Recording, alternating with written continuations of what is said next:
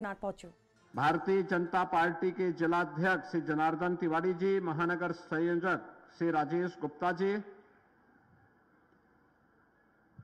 आज के इस कार्यक्रम में उपस्थित गीडा के हमारे सभी उद्यमीगण, लाभार्थीगण, सैजनवा और पिपरोली गोरखपुर ग्रामीण से जुड़े हुए हमारे सभी उपस्थित कार्यकर्ता बहनों और भाइयों, गोरखपुर औद्योगिक विकास प्राधिकरण का आज 36वां स्थापना दिवस है। इस अवसर पर मैं सभी गीडा परिवार को, यहां के उद्यमियों को, यहां के कार्मिकों को और पूरे गोरखपुर वासियों को मैं इसके लिए हृदय से बधाई देता हूं, अपनी शुभकामनाएं देता हूं। बहनों और भाइयों, ठीक 36 वर्ष पूर्व आज ही के दिन गोरखपुर औद्योगिक विकास प्राधिकरण की स्थापना हुई थी, लेकिन स्थापना के साथ ही इस पे कुछ बीमारियों ने भी हमला प्रारंभ कर दिया था। 1989 से लेकर के 1998 तक औद्योगिक गतिविधियां गीडा में लगभग शून्य रहीं। धरना प्रदर्शन चलते थे, गोलीकांड होते थे, अव्यवस्था चलती थी, न सरकार का विजन था और न ही यहां पर कोई कार्य करने की इच्छा शक्ति। परिणाम, गीडा तो चल नहीं पाया था, लेकिन गोरखपुर का खाद कारखाना बंद हो गया था। गोरखपुर में इंसेफ्लाइटिस की बीमारी कहर बनकर के पूर्वी उत्तर प्रदेश के बच्चों को निगलती हुई दिखाई दे रही थी, लेकिन देश के अंदर जब प्रधानमंत्री मोदी जी का यशस्वी नेतृत्व प्राप्त हुआ, आज हम नए बदलते हुए भारत को देख रहे हैं। तो बदलते हुए भारत में उत्तर प्रदेश अपने आप को पीछे नहीं कर सकता है और उत्तर प्रदेश ने भी तेजी के साथ, भारत के बदलाव के साथ अपने आप को तैयार किया। आज परिणाम है कि उत्तर प्रदेश के अंदर डबल इंजन की सरकार आने के बाद आज उत्तर प्रदेश में 45 लाख करोड़ रुपए के निवेश के प्रस्ताव प्राप्त होते हैं। 15 लाख करोड़ रुपए के निवेश के प्रस्ताव जमीनी धरातल पर उतारे जाते हैं। 5 लाख करोड़ रुपए के निवेश के प्रस्ताव इसी दिसंबर महीने में हम जमीनी धरातल पर उतारेंगे और लाखों नौजवानों को नौकरी और रोजगार अपने ही जनपद में, अपने ही प्रदेश में आज सुलभ कराने का एक बड़ा कार्य प्रारंभ हुआ है। बहनों और भाइयों, इसके लिए सरकार के द्वारा प्रयास प्रारंभ हुए।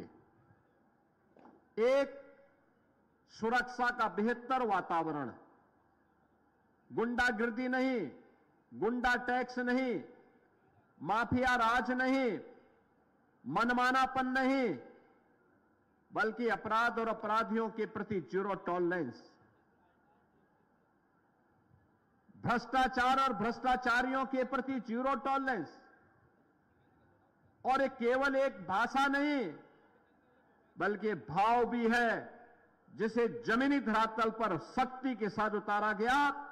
परिणाम है, उत्तर प्रदेश आज कानून व्यवस्था और सुरक्षा की दृष्टि से देश के अंदर एक मॉडल स्टेट के रूप में अपने आप को स्थापित करने में सफल हुआ। सुरक्षा का माहौल कैसे होना चाहिए, लोग उत्तर प्रदेश का आज उदाहरण देते हैं। अपराधियों और माफियाओं के खिलाफ कार्रवाई कैसे होनी चाहिए, आज उदाहरण उत्तर प्रदेश का लोग देते हैं।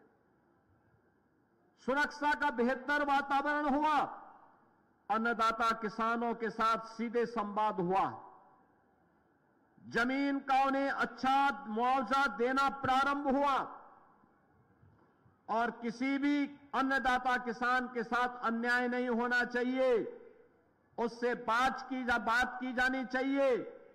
किसी भी गरीब को उजाड़ा नहीं जाना चाहिए, जो सरकार का लक्ष्य है। और अगर किसी विकास की योजना को किसी गरीब की भूमि की आवश्यकता है ही, उससे अच्छा मुआवजा भी देना चाहिए, उसके लिए आवास की सुविधा भी उपलब्ध करवाई जानी चाहिए। यह संकल्प जब आज प्रारंभ हुआ, आज देश का बेहतरीन इंफ्रास्ट्रक्चर देने में उत्तर प्रदेश भी सफल हुआ। आज देश का 55% एक्सप्रेस वे उत्तर प्रदेश में है। देश का सबसे बड़ा रेल नेटवर्क उत्तर प्रदेश के पास है। देश के अंदर सबसे ज्यादा मेट्रो सिटी उत्तर प्रदेश के पास है।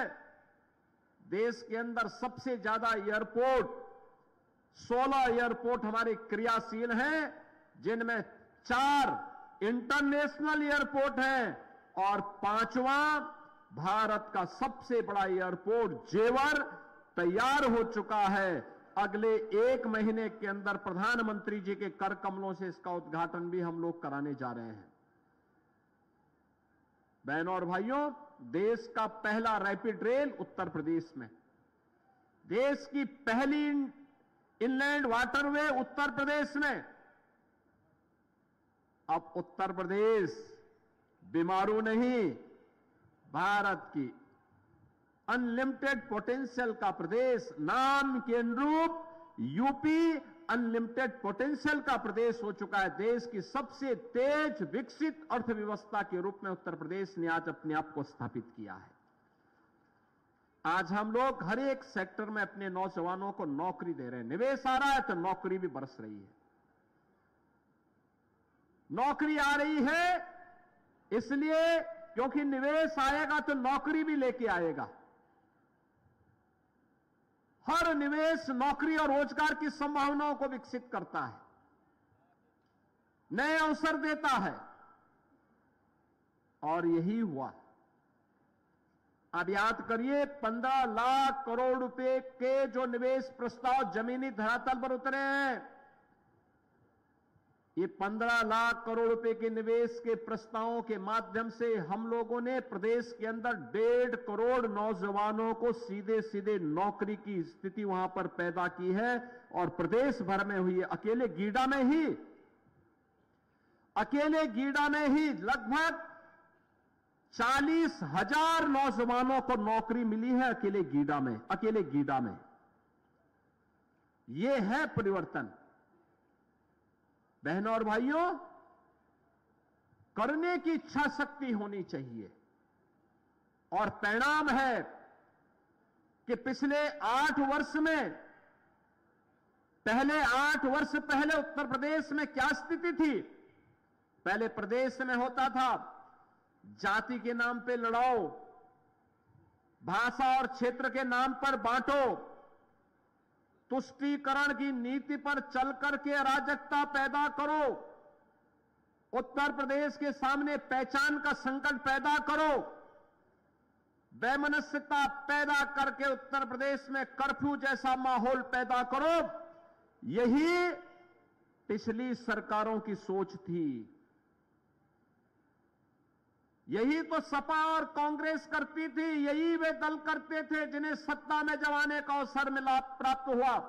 जाति पाति में लड़ाते थे, अराजकता फैलाते थे, गुंडागिर्दी पैदा करके व्यापारी की प्रॉपर्टी पर और गरीब की जमीन पर कब्जा करना ये अपना जन्मसिद्ध अधिकार समझते थे।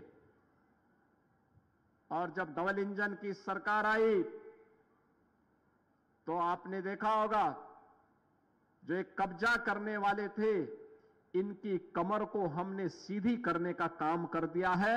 और इतनी कुटाई उनकी हुई है कि अब उसके ऊपर फैक्ट्री का निर्माण हम लोग कर रहे हैं।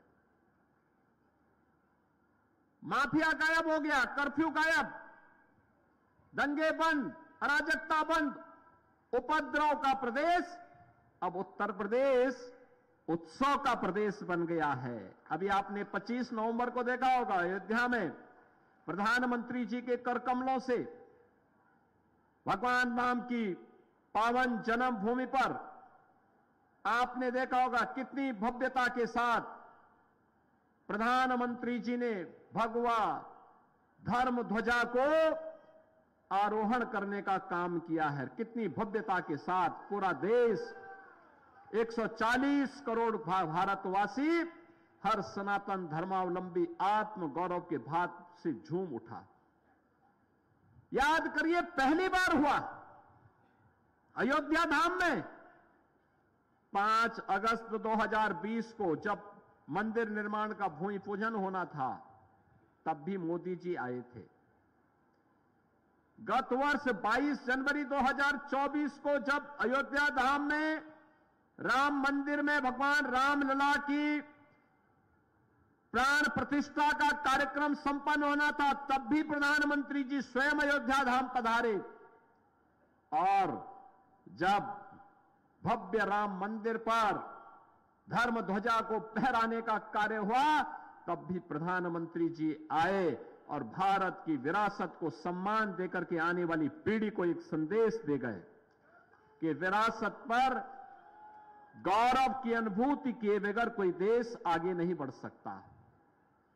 आपने देखा होगा 25 को प्रधानमंत्री जी ने काम किया और 2 दिन के बाद ही समाचार आ गया, भारत दुनिया के अंदर सबसे तेज उभरती हुई अर्थव्यवस्था के रूप में, तीसरी बड़ी अर्थव्यवस्था के रूप में स्थापित हो गया। भारत ने दुनिया को पीछे छोड़ दिया। ये नया भारत अब विकसित भारत बनने के संकल्प की तरफ आगे बढ़ चुका है। और जब भारत आगे बढ़ेगा तो उत्तर प्रदेश अपने आप को रोक नहीं सकता। और उत्तर प्रदेश अगर आगे बढ़ना है तो गोरखपुर अपने आप को पीछे नहीं छोड़ सकता, पूर्वी उत्तर प्रदेश अपने आप को पीछे नहीं छोड़ सकता। बहनों और भाइयों, ये पूर्वी उत्तर प्रदेश जो आजादी के बाद से लगातार उपेक्षित था, उद्योग धंधे थे नहीं, जो थे वे बंद हो रहे थे। माफियागिरी ने यहां के निवेश को चौपट कर दिया था, यहां के वातावरण को खराब कर दिया था। आज उस निवेश, उस पूर्वी उत्तर प्रदेश में विकास, आधुनिक विकास हो, निवेश आए। अब केवल यहां पर केवल निवेश ही नहीं आता है और लोकल व्यापारी और उद्यमी ही निवेश नहीं करता है। अब देश और दुनिया का सबसे बड़ा उद्यमी भी अब निवेश करने के लिए गोरखपुर की तरफ आ रहा है, पूर्वी उत्तर प्रदेश की ओर आ रहा है। बहनों और भाइयों, 2017 में हम लोग आए थे। उसके उपरांत सुदृढ़ कानून व्यवस्था, बेहतरीन इंफ्रास्ट्रक्चर, प्रदेश के अंदर कनेक्टिविटी का विस्तार और निवेशकों को आकर्षित करने के लिए 33 से अधिक सरकार की जो सेक्टोरियल पॉलिसीज थी, उन सभी के कारण आज गीडा में न केवल स्थानीय बल्कि देश का हर निवेशक यहां निवेश करके यहां पर तेजी के साथ आगे बढ़ रहा है। और जैसा कि अभी बताया कि पिछले 8 वर्ष में लगभग 500 औद्योगिक इकाइयां गीडा में स्थापित हुई है। इनके माध्यम से 11,618 करोड़ से अधिक रुपए की लागत से 40,000 नौजवानों को सीधे सीधे नौकरी अकेले गीडा में प्राप्त हुई है।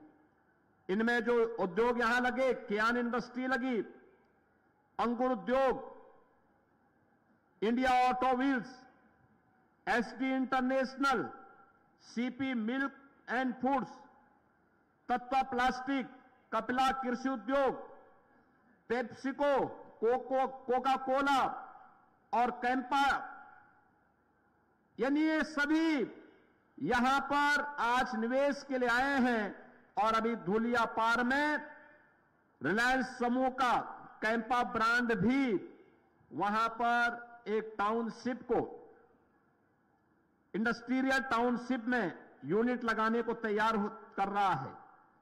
गोरखपुर लिंक एक्सप्रेस वे में भी हम लोगों ने 800 एकड़ लैंड यहां पर उपलब्ध कराया है और इसमें Varun beverage, Coca Cola, Kapila कृषि उद्योग, ये सभी तो हैं ही, लेकिन सेक्टर स्पेसिफिक स्कीम के अंतर्गत प्लास्टिक पार्क और फ्लैटेड फैक्ट्री भी आज यहां पर हम सबके सामने बहुत शीघ्र आपके सामने आने वाली हैं, जिनके माध्यम से ढेर सारे नौजवानों को हम लोगों ने आगे बढ़ाने का निर्णय लिया है। नायलेड के माध्यम से यहां का युवा स्किल डेवलपमेंट में ट्रेंड हो रहा है। अब हम लोगों ने यहां पे अभी काफी बड़े क्षेत्र में हम लोगों ने एक नए औद्योगिक विकास को विकसित करने के लिए गीडा से लेकर धुलिया पार तक पूरा औद्योगिक विकास उद्योग ही उद्योग दिखाई देंगे, जिसमें 800 एकड़ में अंबुजा सीमेंट, श्रेयस डिस्टिलरी, ये सभी यहां पे विकसित होने जा रही हैं। और मेरा मानना है कि आने वाले समय में यहां पर तमाम प्रकार के अन्य कार्यक्रम यहां पे आज होने जा रहे हैं और आने वाले समय में गीडा देश के एक विकसित औद्योगिक हब के रूप में अपनी एक नई पहचान बनाएगा और पूर्वी उत्तर प्रदेश के नौजवानों के लिए न केवल यहां पे रोजगार के लिए बल्कि नौजवानों को स्किल डेवलपमेंट के माध्यम से नायलेड जैसे संस्थान के साथ गीडा के एमओयू के बाद इंडस्ट्री की डिमांड के अनुरूप उस प्रकार के स्किल डेवलपमेंट के प्रोग्राम को हम तेजी के साथ आगे बढ़ाने में सफल होंगे। आज जब यहां पे गीडा का यह स्थापना दिवस का कार्यक्रम, यहां पे 36वां स्थापना दिवस है, मुझे बहुत अच्छा लगा कि स्थापना दिवस में एक एग्जीबिशन लगी हुई है। 250 स्टॉल आए हैं जो गीडा में पैदा हो रहे हैं, प्रदेश में जिसका प्रोडक्शन हो रहा है, वे सभी यहां पे स्टॉल लगे हुए हैं। और मैं चाहूंगा आप सभी एक बार आज या कल जरूर देखें, इन स्टॉलों में जाइए। मैं चाहूंगा कि यहां पे हमारे गीडा के द्वारा भी, जिला प्रशासन के द्वारा भी गोरखपुर और बस्ती कमिश्नरी के कम से कम इंजीनियरिंग कॉलेजेस से, विश्वविद्यालयों से, पॉलिटेक्निक से और टेक्निकल इंस्टीट्यूशन और आईटीआई से जुड़े हुए बच्चों को यहां का भ्रमण जरूर करवाया जाए। उन्हें इस क्षेत्र में और कितनी संभावनाएं हैं उन्हें देखने का अवसर प्राप्त होगा। एमएसएमई का एक ट्रेड शो जो उत्तर प्रदेश बेस्ड है, वह भी देखने का अवसर प्राप्त होगा। मुझे अच्छा लगा आज यहां पे मैंने यहां पे उत्तर प्रदेश में गोरखपुर में खासतौर पर भारत के सनातन धर्म की पहचान को वैश्विक मान्यता दिलाने वाले गीडा को भी आज यहां पर 10 एकड़ लैंड का आवंटन पत्र प्राप्त हुआ है, जहां पे गीता प्रेस नए सिरे से यहां पर स्थापित होकर के गीडा क्षेत्र के गौरव को भी बढ़ाने का कार्य होगा। इसके साथ ही यहां पे अन्य औद्योगिक इकाइयों के लिए भी आवंटन पत्र, जिसमें 6,900 करोड़ रुपए से अधिक के निवेश गीडा में होंगे, यह तो होगा ही, साथ साथ नायलेड के जुड़े हुए छात्रों के स्किल डेवलपमेंट से जुड़े हुए लोगों को भी छात्रों को मैंने यहां पे मंच में सर्टिफिकेट उपलब्ध करवाए। और सीएम युवा उद्यमी स्कीम के अंतर्गत भी मैं 1-2 स्टॉल में भी गया था, जहां मैंने देखा सीएम उद्यमी स्कीम के अंतर्गत कैसे लोगों ने अपने जीवन में परिवर्तन किया है। बहनों और भाइयों, ये सब प्रयास से होता है।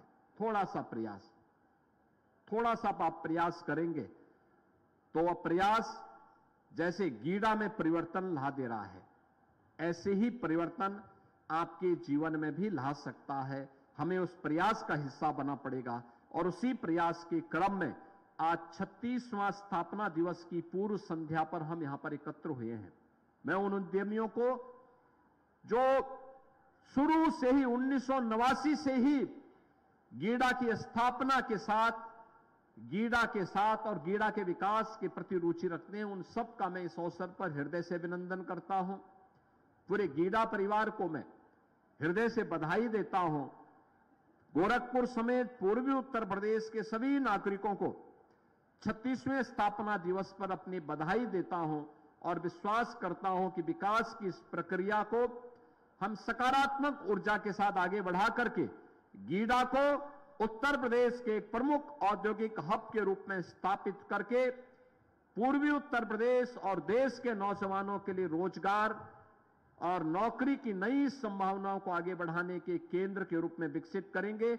आज के इस अवसर पर मैं एक बार फिर से आप सबके प्रति अपनी शुभकामनाएं देते हुए अपनी वाणी को विराम देता हूं। धन्यवाद। जय हिंद।